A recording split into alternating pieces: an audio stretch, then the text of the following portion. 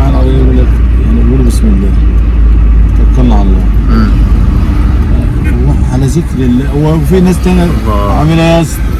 ايوه داخل تحس ان هو لو داخل ذكرت ربنا في المكان اللي انت رايحه طب ان شاء الله هتوصل بالسلامه وامورك مرضيه.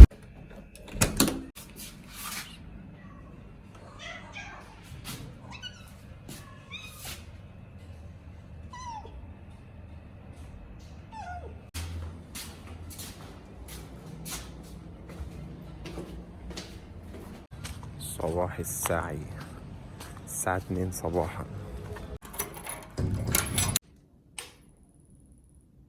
الدنيا مكركبة جامد جامد جامد يعني.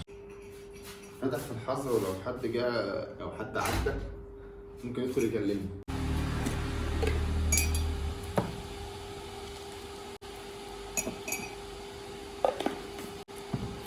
شكرا يا عبد الله على هو بتاع اسمه ايه؟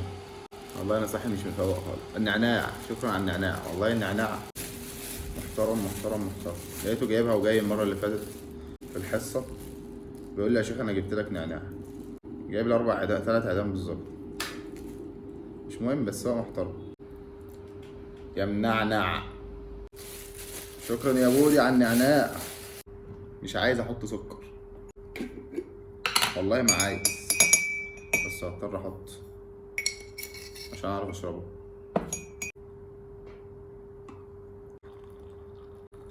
يا بتاع النعناع اللي انا بقوله ده لا حول ولا قوه الا بالله. ان شاء الله هنراجع ايه؟ هنذاكر. ايه الاخبار؟ عاملين ايه؟ انا المفروض كنت ناوي ان انا انام الساعه كام؟ بنام بالظبط الساعه 11 الا تلت. قلت اصحى الفجر اراجع والماده اللي انا ما ذاكرتهاش اذاكرها واروح امتحن يعني. وانا عندي جراحه بالمناسبه، عندي جراحه اوعيه دمويه وجراحه ماده تانية ايه؟ بلاستيك اللي هو جلديه يعني. البلاستيك ذاكرتها بصراحه يعني قول مثلا 70%. الفاسكولار لسه ما خلصتهاش. فعلا لسه ما خلصتهاش. واتل عليهم نبأ إبراهيم إذ قال لأبيه وقومه ما تعبدون قالوا نعبد أصناما فنظل لها عاكفين قال هل يسمعونكم إذ تدعون أو ينفعونكم أو يضرون. رايح اصلي الفجر نرجع نشد ان شاء الله. خلصنا كمية كويسة ونرجع ندغدغ الدنيا بإذن الله. يلا بينا.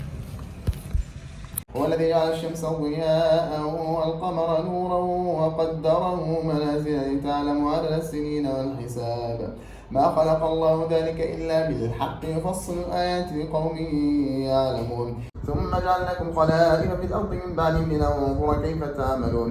10 الفل صح.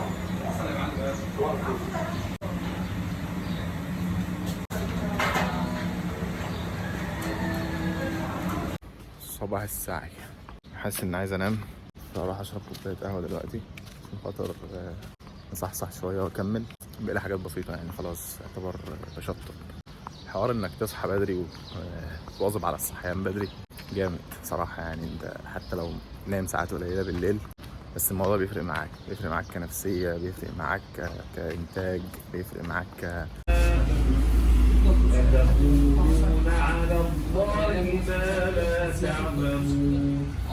لبست صابر عشان يصبرني على الامتحان بتاع النهارده. ازاي الحال؟ الاخبار؟ الحمد لله. من الحاجات اللي احنا المفروض الصبح يعني حضرتك تفتكرها وانا كمان افتكرها الصبح، حته ان احنا ايه؟ نحمد ربنا سبحانه وتعالى على اليوم الجديد اللي ربنا ادالنا. يوم جديد ادالنا فرصه اهوت فرصه للحياه وللذكر. فرصه جديده ان انت تشتغل فيها، فرصه جديده ان انت تعمل، فرصه جديده ان انت تستغفر، فرصه جديده انك تصلي. سبحان الله يعني الواحد ربنا بيديله فرص كتير عشان خاطر ربنا بيرغبنا في الجنه. ربنا يجعل على الانسان كان ظلوما جهولا. يعني ظالم لنفسه الاول. ايوه. وجهول بكل شيء ما ينامش حاجه. انت ما تعرفش ايه اللي علم بسيط مستخبي قوي، لك يعني. علم بسيط قوي، علم على قد اللي قدامك، لكن اللي ورا ما تعرفش تشوفه. الشيخ الشعراوي كان بيقول على الايه ديت حته جميله قوي، ما اقول لك عليها، اللي هي بتاعت انه كان ظلوما جهولا. هي الايه ديت اصلا اولها الحته بتاعت ايه؟ احنا عرضنا الامانه على أيوة. السماوات والارض والجبال فابين ان يحملناها واشفقنا منه وحملها مين بقى؟ الانسان. قال لك الامانه دي بقى اللي هي ايه؟ على حد معلوماتي كده اللي هي الاسلام يعني. لا، أو التكليف. التكليف يعني. الامانه اللي هي التكليف. عايز اضيف حته بس معلش، عايز اضيف حته كده صغيره. هو الاسلام صح زي ما عمو السواق كان بيقول، الاسلام صح، بس الاسلام بمعنى الاستسلام لامر الله سبحانه وتعالى، ان انت خلاص مش هغلط، زي سيدنا ابراهيم كده اذ قال له ربه اسلم قال اسلمت. فهم السماوات والارض قالوا اسلمنا يا رب على طول. مش ما عندناش بقى حريه اختيار ان احنا ممكن نعمل معصيه او ممكن نسمع او ممكن ما نسمعش كلامك، لا احنا هنسمع كلامك بس. لكن الانسان ظلوم وجهول، لان هو قال لك بقى يا باشا ايه، لا انا اختار. وللاسف الشديد كلنا وقعنا وكلنا غلطنا وكلنا ما سمعناش كلام ربنا في حاجات كتير. فعشان كده السماوات والارض ما حبتش انها تحط نفسها في الموقف ده، في موقف اللي هو انا ممكن اطيع وممكن اعصي، لا ده انا اطيع على طول. فالانسان ظلوم وجهول، ظلم نفسه وكان جاهل، ما كانش عارف ان ده اللي هيحصل، فشال الامانه اللي هي التكليف او الاسلام او الاستسلام لامر الله سبحانه وتعالى. كملوا الحوار اللطيف ده. السماوات والارض ما رضتش تتكلف، قالت لا احنا مش هنتكلف، اللي هو التكليف اللي هو الاختيار، حريه الاختيار، ان انت في ايدك تصلي، في ايدك ما تصليش، في ايدك تسلم ما تسلمش، تروح هنا ما تروحش براحتك. لكن السماوات والارض لا، ثابته ما بتتحركش، ما بتعملش الا بامر ربنا. لكن احنا بقى عندنا حريه الاختيار دي بالظبط. فالشيخ الشعراوي يقول لك ايه؟ ان الانسان ظلم نفسه. ليه بقى؟ قال لك قدر وقت الاحتمال ولم يقدر وقت الاداء. يعني ايه بقى؟ المفروض الامانه ديت انت لما تاخد مثلا من حد امانه او حد يديلك امانه مثلا ايه وليكن 1000 جنيه، حلو، وقال لك هاخدها منك بعد شهر. فانت مثلا خدت ال 1000 جنيه انتهى معاك وبتاع، بس انت جيت في يوم واتزنقت، هتعمل ايه؟ هتصرف من 1000 جنيه. سهل بقى، صرفت منها وبتاع. فجالك الراجل بعد شهر يقول لك فين ال 1000 بتاعتي؟ قلت له والله انا انا اتزنقت وبتاع خدت جزء وخدت منها جزء او صرفت منها جزء. قدرنا لم نقدر وقت الاحتمال، اللي هو قصدي قدرنا وقت الاحتمال ولم نقدر وقت الاداء، النهايه اللي انت تدي الامانه بقى لربنا بقى، ترجع الفلوس بقى او ترجع الامانه اللي ربنا اداها لك دي. احنا كلنا خدنا الامانه، مفيش حد ما خدش الامانه، كلنا معانا وقت، كلنا عندنا 24 ساعه، كلنا عرفنا ان في اسلام وكلنا عرفنا ان الدين وعرفنا كل ده، وعرفنا الرسول صلى الله عليه وسلم والسنه بتاعته، بس في ناس اتبعت وفي ناس ما اتبعتش. فالمفروض الامانه ديت بقى نرجعها لربنا سبحانه وتعالى كامله متكامله مستوفيه كويسه، علشان خاطر ندخل الجنه باذن الله، لان دي امانه ربنا سبحانه وتعالى.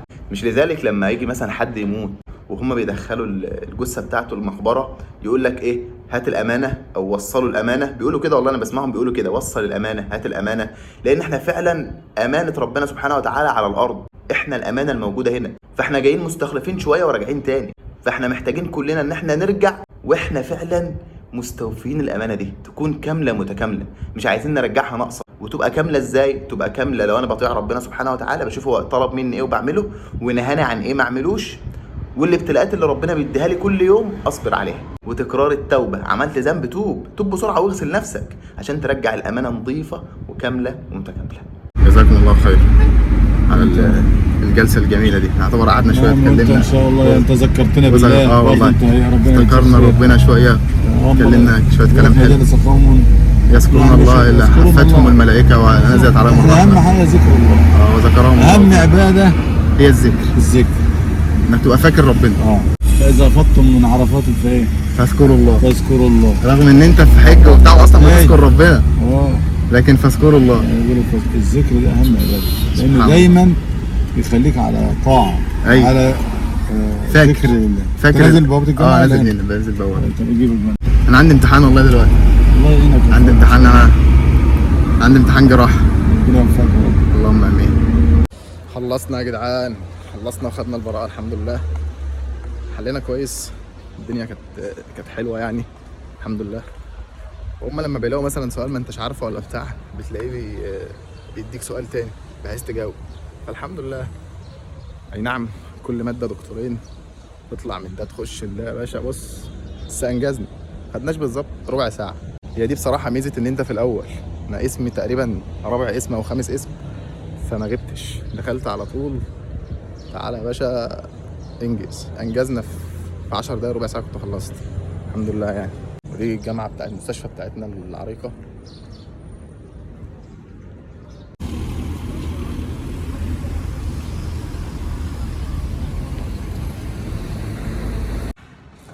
فهزموهم بإذن الله وقتل داود جالوت وآتاه الله الملك والحكمة. إلى الله نمضي يا هنيئا لمن سبق، ويا حظ قلب من تقى الله قد خفق.